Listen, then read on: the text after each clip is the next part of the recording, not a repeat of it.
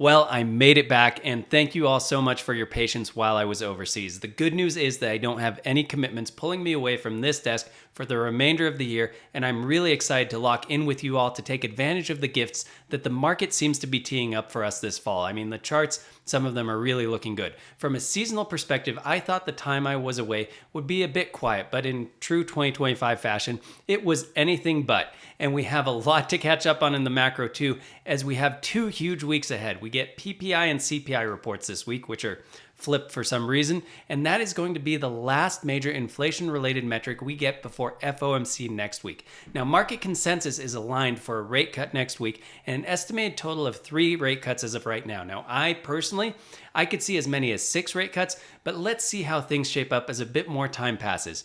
For next week, it would be great to see a measured 25 basis point rate cut as opposed to a larger 50 basis points cut, which would signal more of a panicked Fed reaction.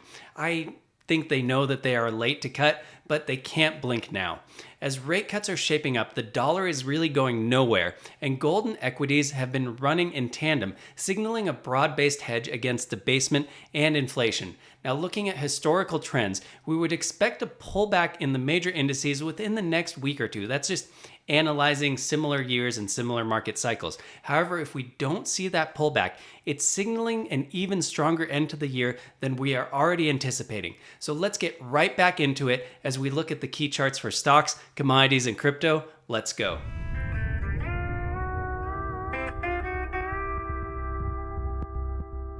This isn't financial advice. Past results are not indicative of future performance. Do your own research. Welcome back to the Trading Apologist. My name is Tom, and I'm really happy to be back with you all. I have to admit that not working on this content twice a week while I was away really made me less sharp in my trading. Part of it might also be due to my attention being pulled in other directions, and I sometimes forget just how much mental space and focus is required to stay on top of multiple active trades. All that to say, I'm really impressed with all of you who juggle a full-time job and trading. It's not easy to do and to divide your focus like that, so hats off to you. Before we dive into the meat of the content, of course, likes, comments, subscribes, those are always appreciated, really help the channel out. And if you have any chart requests, leave those in the comments below, and I will do my best to get to those in the next video. Now, while I was traveling, I was in at least 20 Ubers, and I always like to ask the Uber drivers about the local economy and crypto just to get a sentiment check as I'm in different parts of the world. And I know this is just an anecdote from a few conversations I had, but it's amazing to me how similar the responses were across all those rides. Any ride I took in or near a big city, they really focused on how unaffordable life is and how they just work to get by, or have to move far outside of the city to reduce their cost of living to have a decent work-life balance. And then when the conversation came to crypto, not a single driver, not a single one was in the market. Some even saw it as an outright scam after the previous bear market. So this is a stark contrast to 2021, where nearly every Uber driver was telling you about the coins that they were in, and it makes me feel that we are not yet close to seeing a true retail-fueled blow-off top move in crypto. Now, I've generally been aligned with the 4-year cycle in crypto and have been anticipating more of a blow-off move in Q4, but at the pace that things are unfolding, I'm starting to shift my thesis a bit to markets potentially running into late 2026 or early 2027. We still have rate cuts as a tailwind, and global liquidity isn't slowing down. Also, the government in the US is clearly signaling that they will do everything they can to stimulate the economy and back AI and tech-related growth. Is everything well out there in the economy? Certainly not, and we're at the doorstep of stagflation, and I really don't see a world in which there isn't a period of pain ahead as we adapt to AI and automation-related job displacement, but still the markets are not the economy, and until we truly start seeing unemployment spike, I don't suspect the markets will react in a meaningful way. All this is obviously a moving target that we need to stay on top of, but currently it seems we have further to run, and on the crypto side, the telltale signs that we normally see of a market top have not yet flashed. Now, while the 4-year cycle may break, we'll know in a few months, and time will also tell if the Bitcoin ETFs lead to an 8-year run like they did for gold when its ETF launched.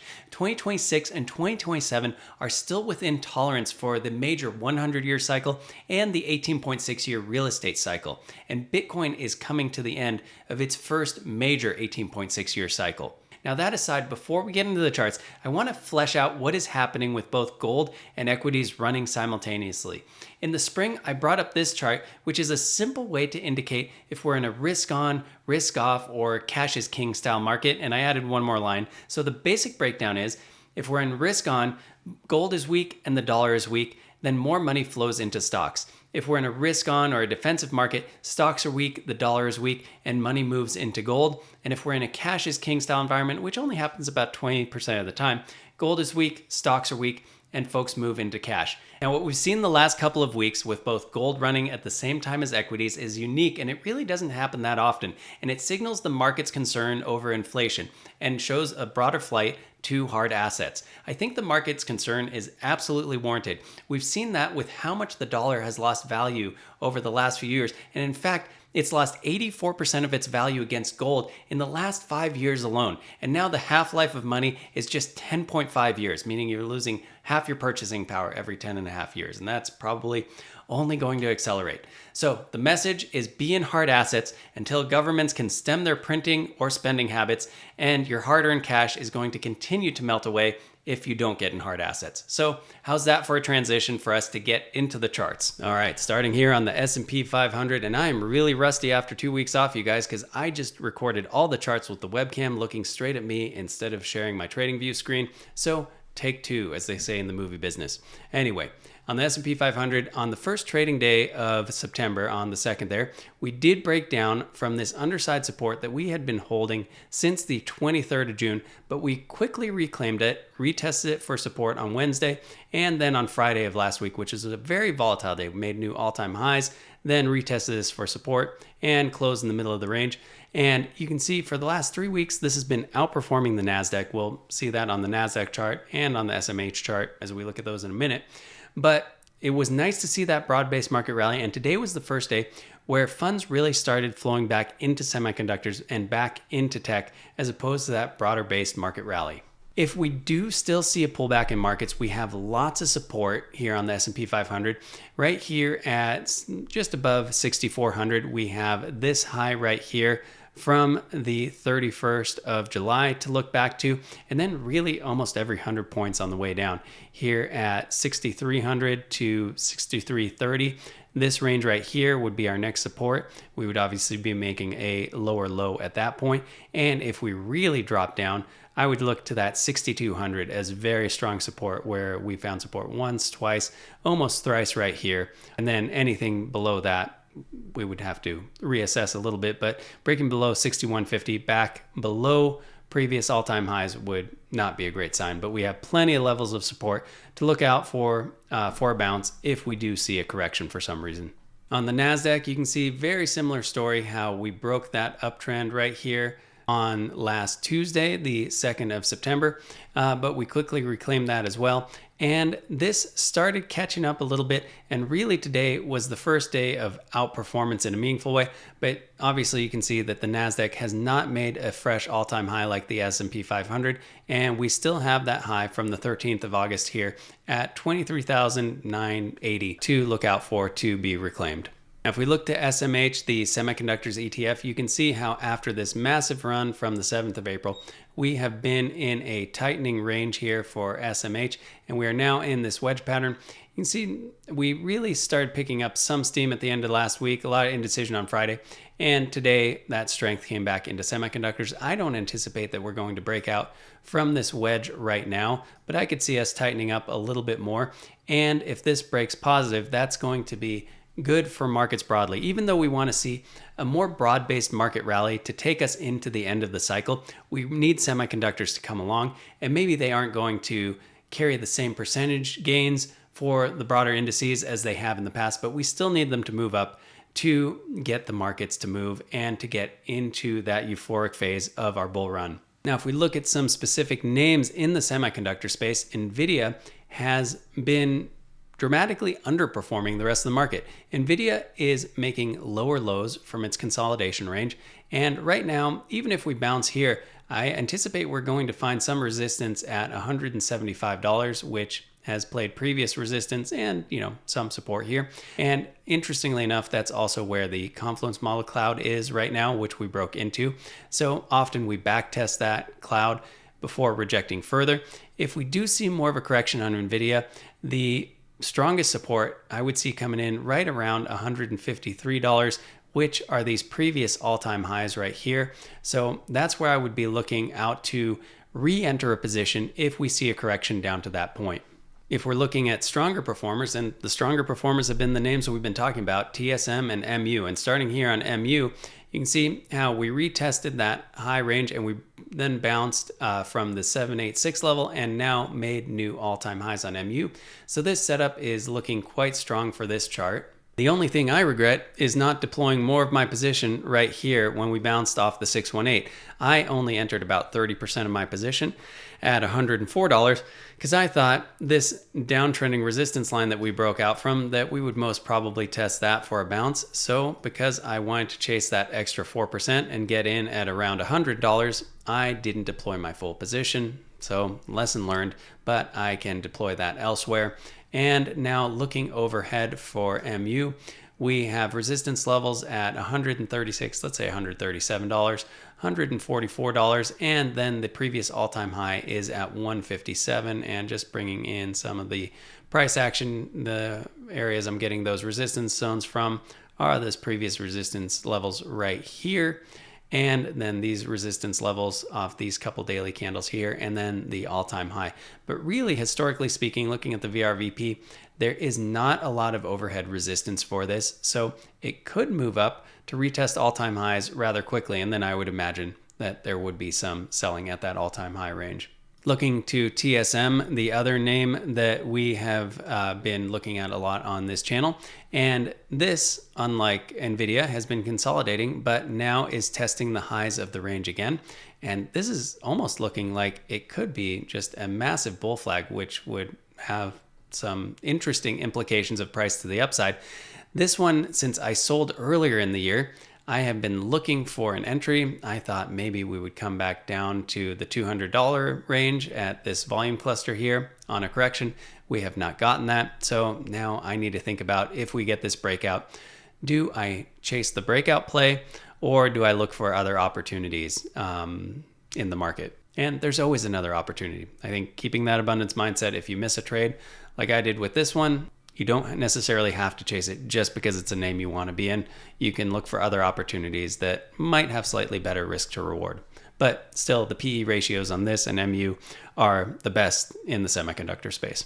All right, I wanted to cover Chinese names because I mentioned those before I left, but I don't have time to get into the charts today because there's so many other names to cover, but hopefully I'll be able to cover those on Friday. We'll just look at the DXY quickly, which is just continuing to weaken, and I anticipate this weakness is going to continue as we get rate cuts for the dollar because it's already struggling and the US is struggling to find buyers for treasuries.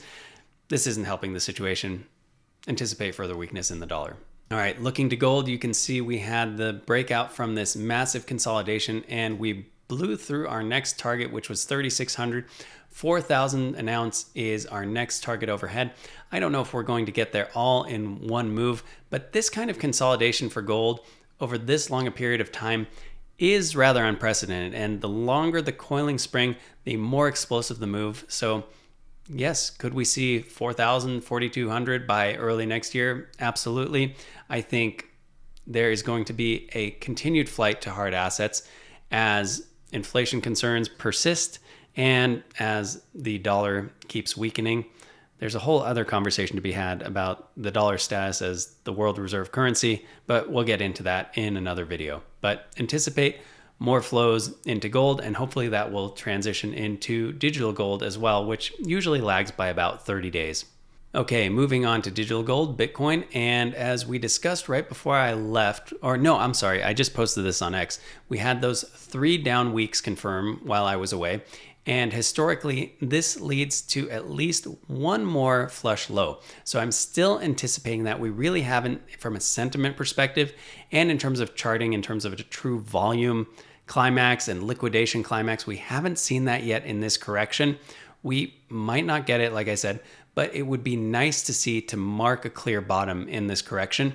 And so I'm keeping my eye open for that. And if we do see that this week or next week, I would anticipate that that's really just a quick move and that we close much higher on that candle to give us that long wick with a small body up above. So I'm on the lookout for that, but obviously I will react accordingly if that doesn't happen. And if that doesn't happen, we can look to the daily time frame, what's happening here. And you can see that we have retested this level at 113,500 3 times, and now we might be soon testing it for a 4th time, and we might get a 4th time breakout, which we know the 3rd time retest of a trend line has the highest probability of rejection, and the 4th time has the highest probability of a breakout. And horizontal levels are stronger than diagonal levels. And if we see this follow through with a volume spike, that can lead to a meaningful move. We also, incidentally, have an inverse head and shoulders pattern to look out for. So then we can map out a price target from that if we get the breakout above that 113,500. And that might take the final correction or final sweep of the lows off the table. On the daily time frame, there is one subtle sign of weakness. We've held this uptrend on the daily RSI all the way since the beginning of March, and we deviated from that. It faltered as support. We've since reclaimed it, but whenever a support line like this breaks, we saw this on Solana on the last couple of rallies where it failed ever so slightly and then looked like it was rallying, and then it really broke down. So this deviation from the trend line is also just putting me on alert for that one final correction. But if we get that correction, I'm looking to enter positions. So be on the lookout for that. And just shifting back to the weekly, just to cover off on one last point, we did break below the 62 here on the weekly RSI a couple of weeks ago. And historically, we know that 9 out of the last 11 times that's happened, that has led to at least a 10% correction. This was one of the anomalies right here, actually. So we're still anticipating that we could see further correction from this. In case you're new here, the 43.3 level on the weekly RSI is the dividing line between bull markets and bear markets on the weekly here. Anytime we break below that, we are historically in a bear market like we were here in 2022.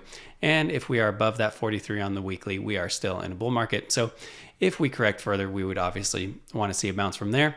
And then we have this downtrending resistance on the weekly RSI that has formed this massive bearish divergence. And if we break through that, that would lead to, in my opinion, the parabolic phase of the bull market, where we would just be moving up exponentially and we would eventually get that blow off top. So look out for this breaking as a sign for increased momentum ahead for the price of Bitcoin.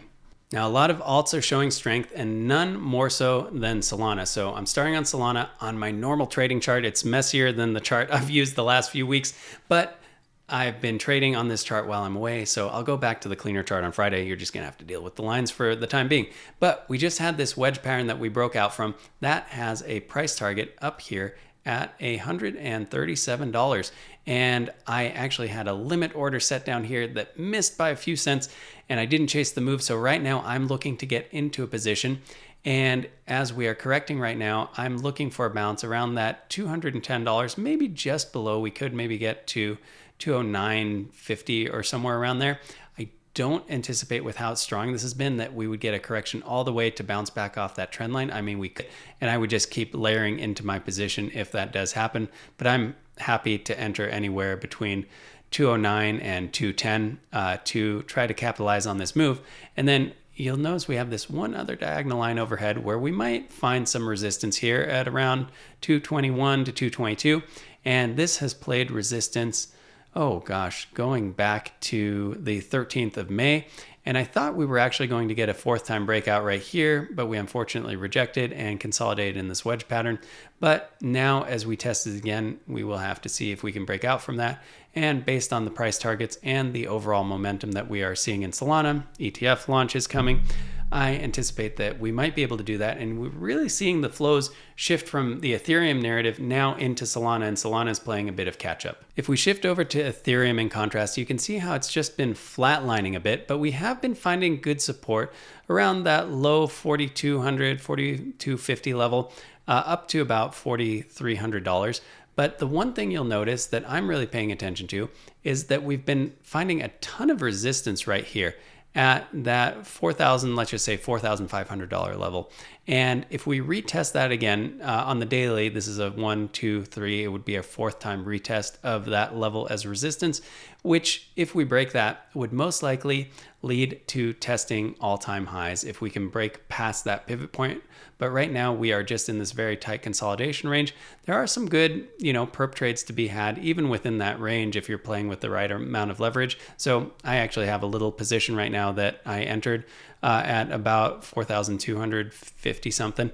And I'm just seeing if we can get a bounce play going off of that. All right, just for fun, because I haven't covered it in months, I'm going back to the Fartcoin chart, which I haven't traded actually since we broke this uptrend. When was that? On the 28th of July. And it's just been very weak since then. We made slightly higher highs, right? And then we just broke down and have been in this falling wedge pattern right here. Now, the reason I'm covering this is because there is actually strength coming into a lot of alt names. If you look at the Doge chart, it had a breakout. That one is looking really good. What was the other one I wanted to cover? Pengu also is having a breakout. So there are lots of names with breakouts. This one has been weak, but it moves by big percentages. And you can see, just like with Bitcoin, we made a higher low here and a higher high. We have a bit of an inverse head and shoulders going on as well, with a target at about 93 cents. And with all of these price targets, you always want to look left on the chart. If you've been in one of my TA classes, I always say look left for price targets and say, does this price target make sense? And if I look left, you can see we have some support at that level, which now presumably would play resistance. And it's also right where our 200-day moving average is. So it makes a lot of sense as a price target for this breakout. And then we also have the falling wedge breakout target, which is almost back to the top of the falling wedge, which is around $1.13. So the point more broadly, you don't have to trade Fartcoin. I like it when it is moving in the positive direction because it moves by such big percentage points. But there is strength coming back into alts, and there are a lot of opportunities out there if you are perp trading. All right, moving on to MicroStrategy, and it pains me to say this, but MicroStrategy is not looking strong. I mean, you can just see from a structural perspective, we have lower high, lower low, lower high, lower low. And right now we are at about the last line of support. We are at the 382 fib level. And then also we are at this trend line that has been providing support all the way since September of 2024. So if we break down from this line, it would not surprise me in the slightest if we retest these lows right here at this blue line at $282 to, let's say, $287 right here at that fib level. And then the next line of support would be the lows from earlier this year, which are at around $230. And that is also intersecting this longer standing underside support that goes all the way back to the beginning of 2024, January. That's this orange line right here. And that almost seems like if this fails, that this next trend line is going to be a magnet for the price action. So if this trend line fails, I'm going to exit a fair bit more of my MicroStrategy position. I'm already out of a lot of it because a lot of it was in the pair trade and that's now shifted into Tesla. But just watch out. As volatility subsides on Bitcoin, MicroStrategy does not fare as well. And with Bitcoin making new all-time highs and the weakness in this chart, it's just not a great sign. If we look back to last cycle, I've mentioned this before, but MicroStrategy made its high much earlier in the cycle, I think about 9 months before Bitcoin did. And it seems we are now, unfortunately, following a similar pattern. But if we do bounce here, that will be a different story. Obviously, if we bounce, we have to reclaim this level right here at $360. That would be overhead resistance. So a bounce and reclaiming 360 would be the minimum sign of strength we are looking for in MicroStrategy. And you know what, just to be positive, The one good thing is that we have pretty much bottomed here on the daily RSI. We broke this daily RSI uptrend as well and then back tested it for resistance. So really just reading the RSI already gave us a big warning on the 6th and 7th of August here on this bounce right here. But now we've printed a mean reversion dot. We're bouncing off the bottom of the RSI range, and we are making a slight bullish divergence where we're making lower lows in the prices, but higher highs in the RSI. So you know what? That's the positive sign for MicroStrategy, and we are on support. So I didn't mean to be too bearish on it, but overall the structure isn't looking good, and you should just be on alert if this current level fails. Tesla, on the other hand, is looking good. We broke this wedge pattern to the upside. We have a little near-term sell signal here on my beloved 144-minute chart, but I still think we are going to test this $367 level before too long, and if we can break through that, then I'm looking to $420 to actually $440, which is this next overhead resistance and would be the price target from the breakout of the wedge right around that same range there. So again, just like we said with that other inverse head and shoulders price target, when you draw out a price target from, say, this wedge pattern, look to the left of the chart and say, does that price target make sense? Oh yeah, we had resistance right around that level previously from these peaks. So makes sense as a range for a price target. Okay, pulling up Google really quickly, which we have not talked about for months since getting into this at around the $150 range. And it has been lagging behind the rest of the tech names. Actually, Google and Tesla have really been lagging. And they have had some tailwinds with some lawsuits being dropped. They have been crushing it in AI. And they had this huge gap up open early. When was that? That was on the 2nd. That was early last week. And I was just looking at the daily RSI and the weekly RSI. And the daily RSI really has never gotten to these kinds of levels in recent history. We had, let's see, one time back here. When was this? And that was May of 17. So since May of 17, and actually, you know what? Let's just look at what happened in May of 17. Yeah, that marked at least a period of consolidation for Google. So anyway, since May of 17, we have not seen a level that high on the daily RSI. We are also at historic highs on the weekly RSI. We had that gap up open. So I took off 25% of my position actually this morning, and we sold off a little bit thereafter. So timing was good, but I want to take some profits, even though I think Google has further to run. And if we were ever to close this gap up open to come back down to the low 200s, I would reload my position. But this was just one of those where I still believe in it long term. They are doing great things in the field of AI. They are catching a lot of tailwinds right now. They are undervalued compared to other tech players. But when the charts are overheated, gotta stick to the rules and take some profits. So that's what I did. And if we correct a little bit more, if the structure breaks down, to take some more off the table and then look for a point to re-enter between 210 to 215, somewhere in this zone. Okay, I just want to come back to Celsius because this was one where I took profits before I left and I got all my options off the table and I was just left with 100 shares and I sold on this spike right here. Now we started selling off right thereafter, and the reason I sold off was because, if you've been following the channel, since entering in January, my statement was always that I'm going to exit at the 50% resistance. I'm happy with that as a move. But if we correct and find support, I would reload my position because they have really been doing well and expanding their distribution and their marketing has been doing great. But we started selling off, and then there was a huge announcement that they acquired Rockstar Energy, and it spiked back up to fresh highs off of that. But the selling pressure just outweighed those bullish moves, and now we've had 2 massive selling days. And this is another one where if you look at the whale flows, the whales have really been unloading, and I'm wondering where this is going to find support. If I'm looking on the daily time frame, we have this underside support on the RSI, where we might find some support here at 41.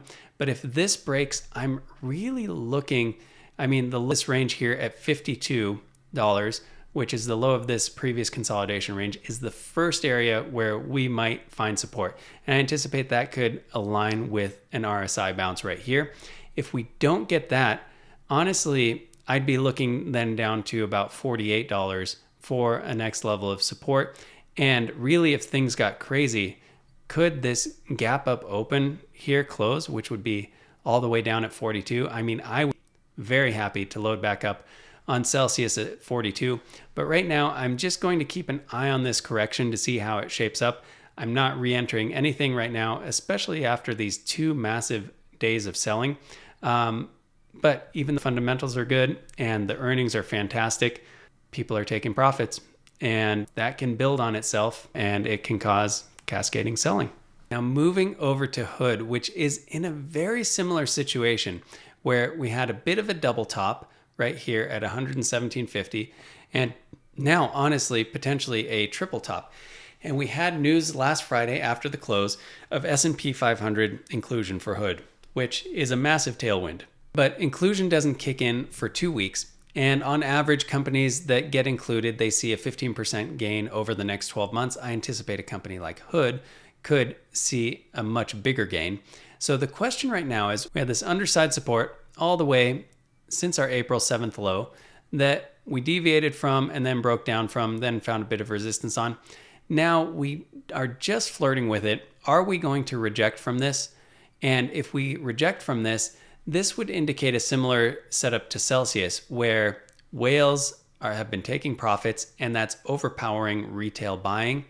We do have a big volume candle right here, which volume spikes can often lead to near-term turnarounds in trends as well.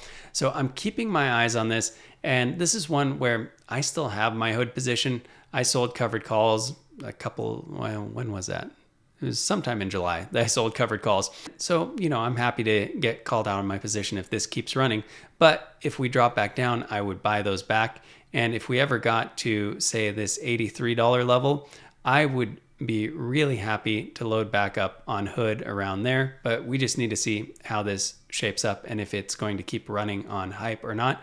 But I would not advise buying it right now. We're at all-time highs, potentially forming a triple top.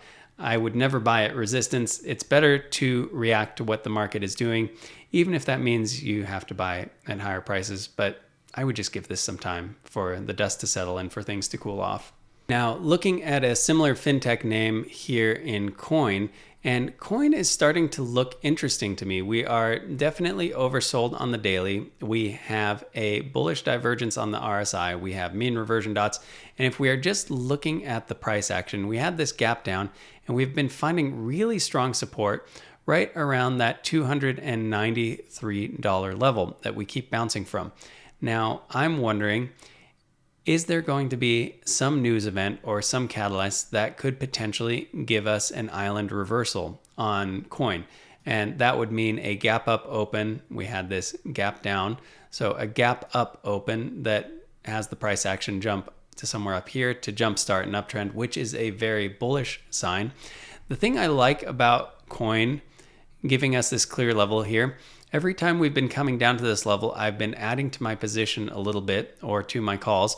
And if we break down below that level, now we have a very clear invalidation. If we break down below that level, we can anticipate lower prices, and it tells us where to set our stops. So good setup on Coin. Where we're moving into the cycle for crypto, they could still have a lot of tailwinds. Of course, that's predicated on crypto still continuing to run, but if you believe in that narrative, this could be a good option to consider for a swing trade. Okay, moving on to Bull, one other fintech name. And if you recall, I sold as we were getting into these previous highs right here. I unloaded my position that we got into at around that $11 to $12 mark. Sold at around 17, so a decent gain there, especially on the options. Those were doing really well. And then I reloaded as we got into this support line, and I was not paying attention to this the last few weeks, and we deviated from that trend line, just like we had deviation on the RSI, say on Bitcoin, reclaimed it, and then eventually broke down, and I did not pay attention to this breakdown and retest. This would have been the period for me to exit. And now we have corrected a bit further, so not well played on my part, and now I am in it, and we are finding a bit of support right here because we are at the most traded zone. So I am hoping that holds, and it seems momentum is coming into some of the other fintech names like we saw with Hood and potentially Coin rebounding. So I'm hoping for the best. Hope isn't a strategy. I shouldn't say that, right? But I am below my entry on this right now, a little bit underwater. On the daily, the RSI hasn't really reset. But if we look at the 4 hour, at least the 4 hour has given us a pretty solid mean reversion dot. And we are also getting, you can call that a bullish divergence up to this point, because we made lower lows in the prices, higher highs in the RSI on the 4 hour. So at least that's looking decent. But if we were to break down from this, it might be one where I cut my losses on this trade and look for an entry lower down. But lesson learned on this one, always pay attention. This breakdown and then the back test for resistance right here should have been my signal to get out, at least in slight profits. But I missed it because I was distracted. So there you go. Okay, another one that's looking strong, and I can't remember if I covered this or not, but I entered a little bit as we bounced from this point here before I left, and then I added more to my position as we bounced from the 200-day moving average. So this $40 level on HIMS has really provided a lot of support. We are now into resistance in this most traded zone, but from a structural perspective, we definitely made higher highs, a little higher low right here. We found support from these previous lows when was that? Sorry, on Friday during the trading day, we found support right there and continued to bounce away today. So the HIMS chart is looking strong. We did have this breakdown from this diagonal trend line right here. So the first real major resistance I would anticipate is getting back into that trend line whenever we intersect that. So keep your eyes on that for HIMS. But right now, if we can get through this most trade zone, maybe we get a little bit of consolidation right here. I anticipate this could run a little bit more. The 4 hour RSI is fairly overheated already. So perhaps we have to consolidate for a little bit. But if we look at the daily still has a ton of room to run to get back to the top of the range here on HIMS. Okay, one I haven't pulled up in a while is RGTI, Rigetti, and they have still not hit our price target from this wedge breakout. They had a nice breakout and then have really been consolidating, but they've been finding good support here at the 50% level of this current range. So I am still in this trade and I'm watching it. It seems to be tightening up a little bit right now. But I'm hoping that we can get a good bit of news for the space and that this can eventually get to the price target, which is just over $30, which would be a nice doubling from where we are right now at 15. But this has been very volatile and moving all over the place. And my invalidation would be if we break below this 50% level and break these previous lows, that would be a sign to get out of the trade.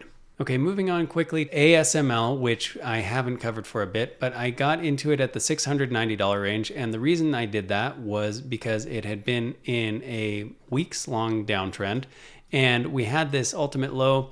Then we finally made some higher highs here and formed that higher low. So that higher low was my sign to get into it because the trends were turning. And now I'm looking for the price action to pass these previous highs at, let's say, $827, $830 for round numbers. And so I'm just watching this. We are starting on the daily to get close to the top of the range for the RSI, but we still have a little bit of room to run to mean reversion.